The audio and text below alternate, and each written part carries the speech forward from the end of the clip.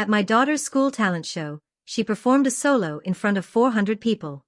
She sang for 6 minutes. A cappella. No music. Just her voice. She had practiced for 3 months. She was 12 years old and it was the biggest moment of her young life. I had reserved 6 front row seats for my family. My parents. My brother and his wife. My sister. All confirmed. All promised. All empty. They were at my nephew's soccer game instead. A regular season game. Not playoffs. Not championships. Just a regular Tuesday night game. Hannah looked out into that audience before she sang. I watched the video later. I saw her scan the front row. I saw her face when she realized they were not there. I saw her take a breath and perform anyway. Beautifully. Perfectly. To 400 strangers and 0 family. I was on a flight from Chicago. I did not know until I landed and saw the missed calls. I did not scream when my mother told me. I did not cry when my brother made excuses. I called my bank the next morning. I had been paying my parents' mortgage for 8 years. $97,000. I stopped payment immediately. I canceled insurance policies I paid for. I withdrew funding from accounts. Within 6 months, they lost everything. And I have never felt more at peace. It was supposed to be her moment. That is what Hannah kept saying in the weeks leading up to the show. This is my moment, Mom. She had auditioned for the school talent show in September. She sang Defying Gravity from Wicked. Her music teacher, Mrs. Patterson, cried. She said Hannah had a gift. That she should pursue music. That she had something special. Hannah made it into the show. She got a solo. 6 minutes. Just her and a microphone. No backing track. No dancers. No distractions. Just her voice. She was terrified and thrilled. My name is Lauren Hayes. I am 39 years old. I am a regional sales manager for a medical device company. I travel constantly. Chicago, Boston, Atlanta, Dallas. I am on the road 3 weeks out of every month. I am good at my job. Good at closing deals. Good at managing territory. Good at providing for my daughter. I am not good at being there in person. I try. I fail often. But I try. And when I cannot be there, I make sure someone else is. Or I thought I did. That changed on November 7th. Hannah is my daughter. She is 12 years old. She is talented. Genuinely talented. She has been singing since she could talk. She has perfect pitch. She can hear a song once and sing it back perfectly. She has range. Power. Control. She is shy in normal life. Quiet. Reserved. But when she sings, she transforms. She is confident. Fearless. Alive. Music is her everything. And I support it. Voice lessons twice a week. Choir practice. Community theater. Anything she wants. Because when your kid has a gift, you nurture it. My parents have never appreciated Hannah's talent. They think singing is a hobby. Not a real skill. Not worth investing in. They would rather she play sports. Be more like my brother's kids. My brother, Derek, has 2 boys. Tyler is 13. Mason is 10. They play soccer. Travel teams. Expensive equipment. Constant tournaments. My parents go to every game. Every single one. They post photos. They wear team jerseys. They scream from the sidelines. They are the proudest grandparents at every match. Hannah's performances? They show up late. Leave early. Sit in the back. Spend the whole time on their phones. After her spring concert last year, my mother said, "That was nice. Just nice." Hannah had a solo. She sang Ave Maria. People were crying. Standing ovation. My mother said it was nice. Then she spent 20 minutes talking about Tyler's goal in his game that weekend. I have been financially supporting my parents for 8 years. Since 2016. My father retired early. His pension was not enough. They were struggling. Derek could not help. He was drowning in the costs of the boys' soccer. Travel teams are expensive. Thousands of dollars a year. Uniforms. hotels, tournament fees. He did not have extra money. So I stepped in. I started paying their mortgage. $1,229 every month. For 8 years. $117,984 total. I also paid their car insurance. $147 a month. I paid their health insurance premiums. $438 a month. I covered property taxes. I paid for home repairs. 8 years of supporting them financially. And they have never once said thank you beyond the first time. In September, Hannah came home from school glowing. She said she made it into the talent show. That she got a solo. That it was in November. November 7th. Tuesday night. 7 o'clock. She was so excited. So proud. She asked if I could be there. I checked my calendar. I had a conference in Chicago. November 6th through November 8th. Mandatory. I was presenting. I could not miss it. My heart sank. I told Hannah I could not be there. She cried. She said it was okay. That she understood. But I saw her face. The disappointment. The resignation. She was used to me not being there. I called my mother immediately. I explained the situation. I asked if she could go. If she could bring my father. If Derek and his wife could go. If my sister, Melissa, could go. I wanted Hannah to have family there. I wanted her to look out into the audience and see people who loved her. My mother said of course. She would be there. She would make sure everyone came. She promised. She said Hannah would have a whole cheering section. I believed her. I reserved 6 seats. Front row. Center section. I called the school.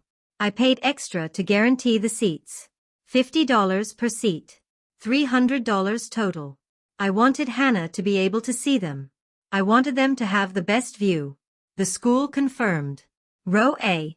Seats 1 through 6. Reserved for the Hayes family. Hannah practiced constantly. Every day after school. She worked with Mrs. Patterson twice a week. She practiced at home. In the car. In the shower. I heard her sing that song hundreds of times. She was perfecting every note. Every phrase. Every breath. She was determined to be perfect. She said she wanted to make me proud. I told her I was already proud. She said she wanted to make Grandma and Grandpa proud too. I told her they would be. The week of the show, I confirmed with everyone. Monday, I texted my mother. Still good for Tuesday? She responded. Yes. So excited. I texted Derek. Can you and Kim make it Tuesday? He said. Wouldn't miss it. I texted Melissa. See you Tuesday at the show? She said. I'll be there. Everyone confirmed. Everyone promised. Everyone lied. Tuesday, November 7th. I woke up at 4 in the morning. Early flight to Chicago. I had to be at the conference by 9. I kissed Hannah goodbye while she was sleeping. I left a note on her pillow. Break a leg tonight, my star. I love you more than anything. I'm so proud of you. You're going to be amazing. I included a gift card to her favorite restaurant. $50. I wanted her to celebrate after the show. I flew to Chicago. I went to the conference. I was scheduled to present at 6. Hannah's show started at 7. Central Time. So 8 my time. I would be done by 8:30. I could call her right after. Hear how it went. Tell her I loved her. It was not perfect. But it was the best I could do. I presented at 6. It went well. I got good feedback. I was done by 6:45. I checked my phone. Nothing from Hannah. Nothing from my mother. I assumed that was good. They were probably at the show. Getting settled.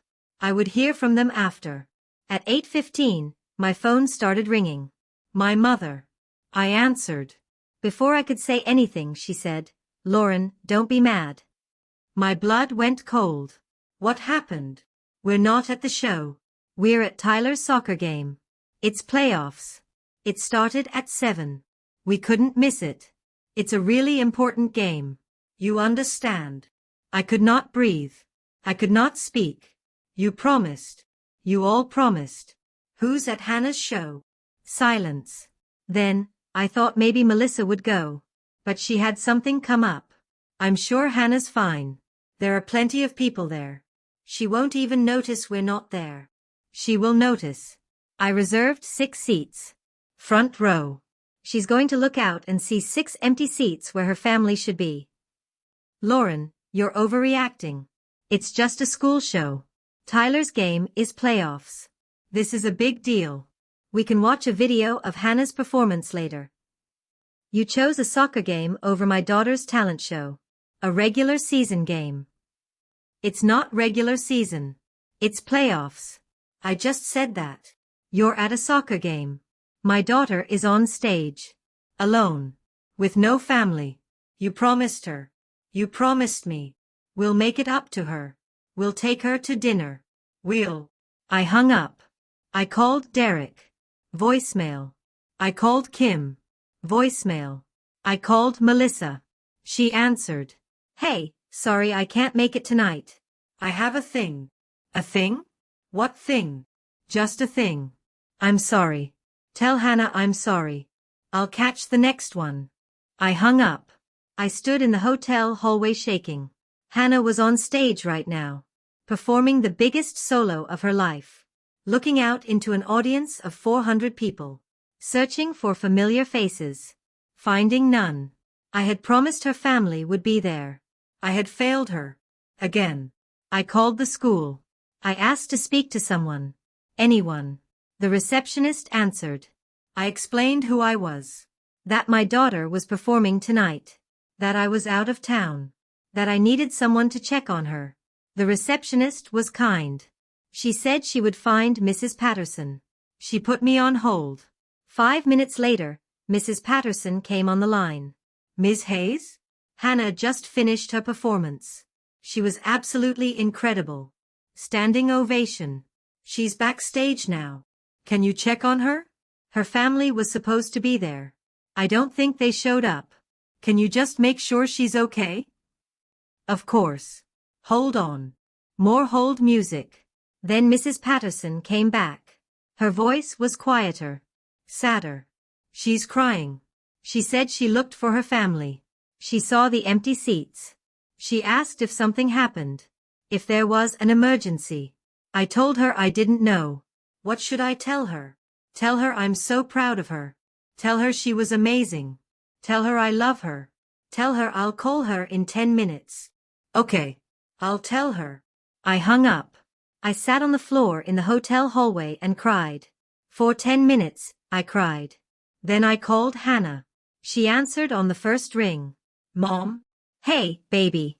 I heard you were incredible. You talked to Mrs. Patterson? Yeah. She said you got a standing ovation. I'm so proud of you. Did something happen to Grandma and Grandpa? Were they in an accident? Why weren't they there? I closed my eyes. I did not want to lie. But I did not want to hurt her more. They had something come up. They couldn't make it. What about Uncle Derek and Aunt Kim? And Aunt Melissa? They all had things come up.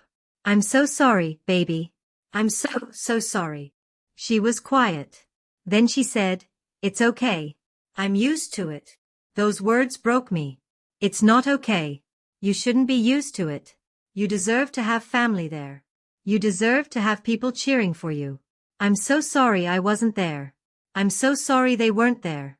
You deserved better. It's fine, Mom. I performed well. That's what matters. Mrs. Patterson recorded it. You can watch it when you get home. I will. I can't wait to see it. I love you so much. You know that, right? I know. I love you too. We talked for a few more minutes. She told me about the performance. About how scared she was. About how she almost forgot the words in the second verse but recovered. About the standing ovation. She sounded okay. But I knew she was not. I knew she was hurt. Devastated. Trying to be strong because that is what she always does. After we hung up, I checked Facebook. My mother had posted a photo from Tyler's soccer game. The whole family in the stands. My parents. Derek. Kim. Mason. Melissa. All there. All wearing Tyler's team colors. All smiling. The caption, playoff game. So proud of our Tyler. Go team. Posted at 8:23. Right when Hannah was finishing her performance. Right when she was crying backstage. Right when she was realizing her family chose a soccer game over her. I did not comment. I did not call. I just sat there staring at that photo. At the 6 people who promised to be at Hannah's show. Who chose differently. Who did not even have the decency to feel guilty about it. I flew home Wednesday morning. I picked Hannah up from school. She was quiet. I asked if she wanted to talk about it. She said no. She said she was fine. I said okay. We went home. I made her favorite dinner. Mac and cheese with bacon. We watched a movie. She fell asleep on the couch.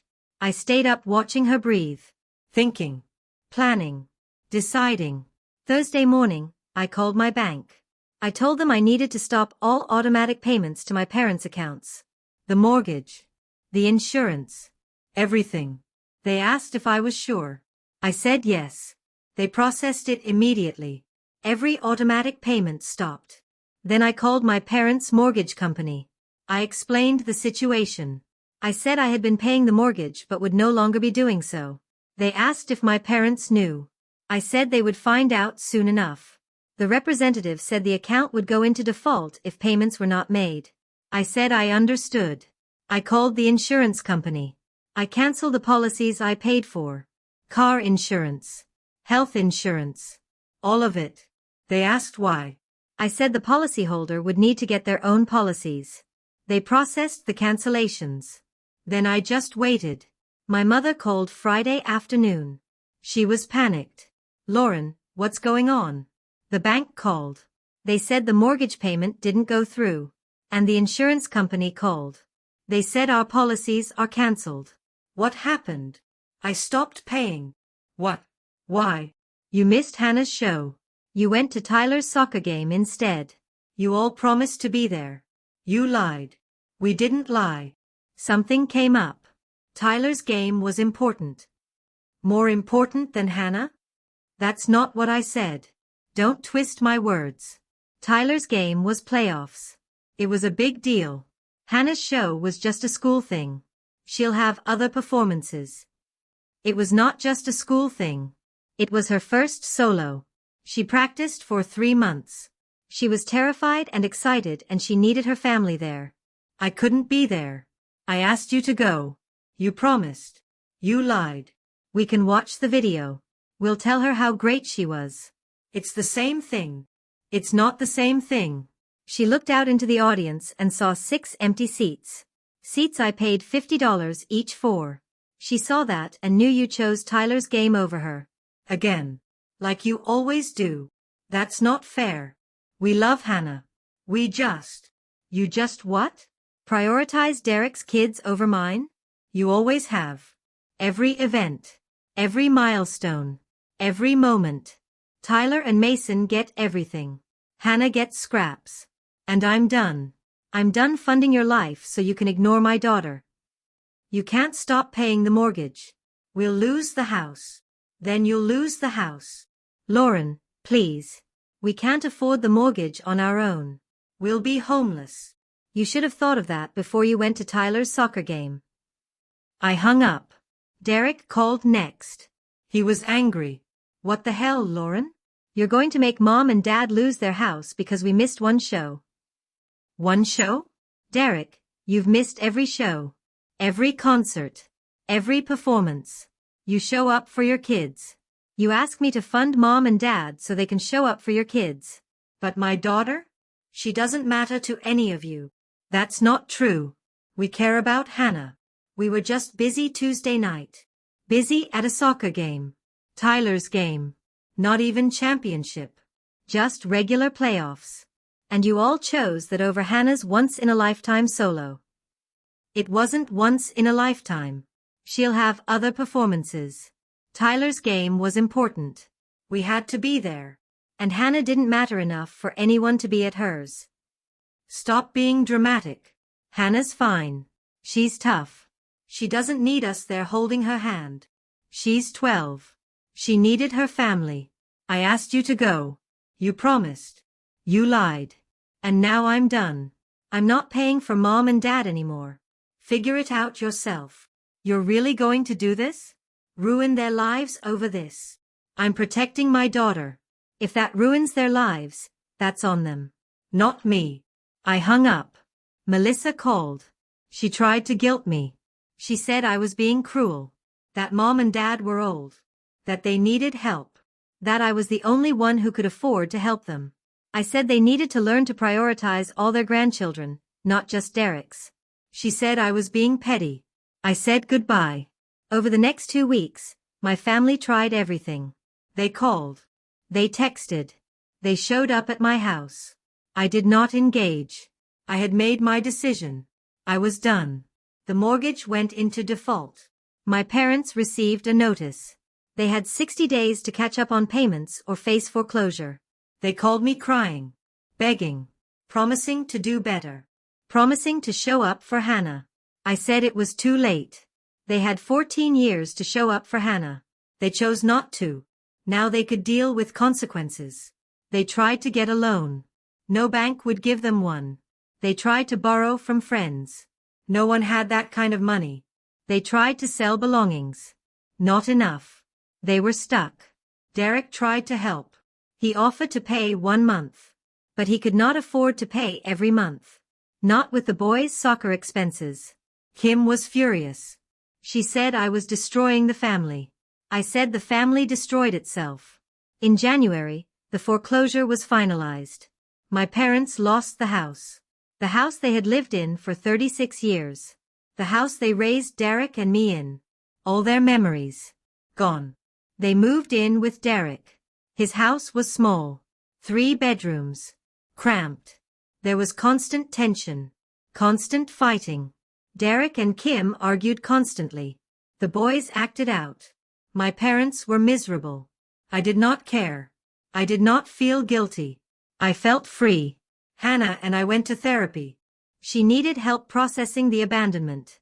The years of being second choice. The realization that her family did not value her the way they valued her cousins. The therapist was amazing. She helped Hannah understand it was not her fault. That she was worthy of love and attention. That people who could not see her value did not deserve her. I went to therapy too. I needed help with the guilt. The guilt of not being there. The guilt of trusting my family. The guilt of not protecting her sooner. My therapist helped me understand I did the best I could. That I was protecting her now. That was what mattered. Fast forward 14 months.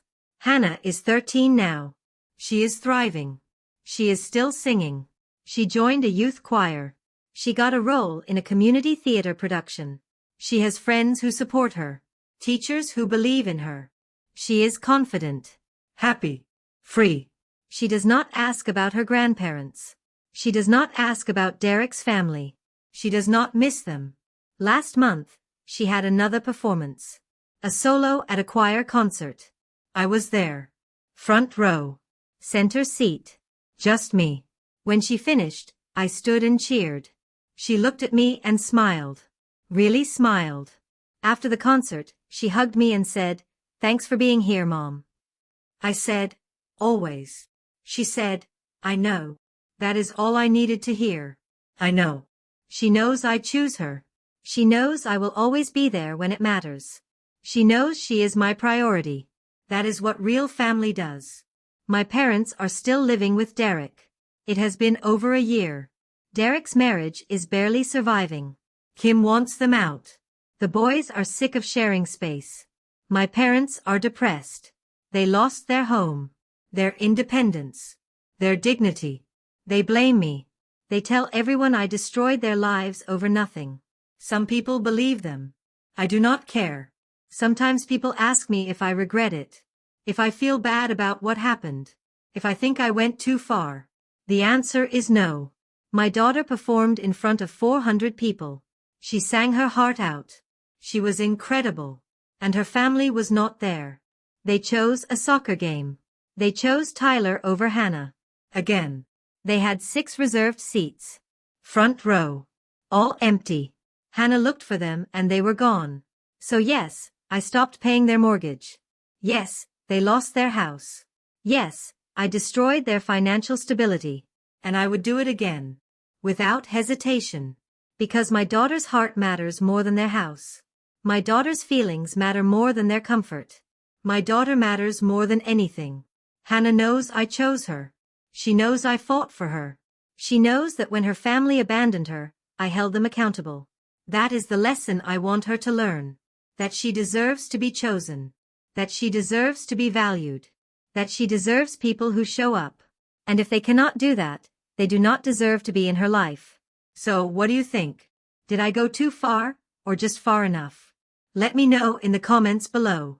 And if you want more stories about mothers who chose their children over toxic families, do not forget to subscribe and hit that bell icon. I've got 2 more stories queued up for you, both about the moment we realize protecting our kids means walking away from the people who were supposed to love them. Click on whichever one calls to you. Until next time, remember, family is about who shows up, not who shows up in your DNA.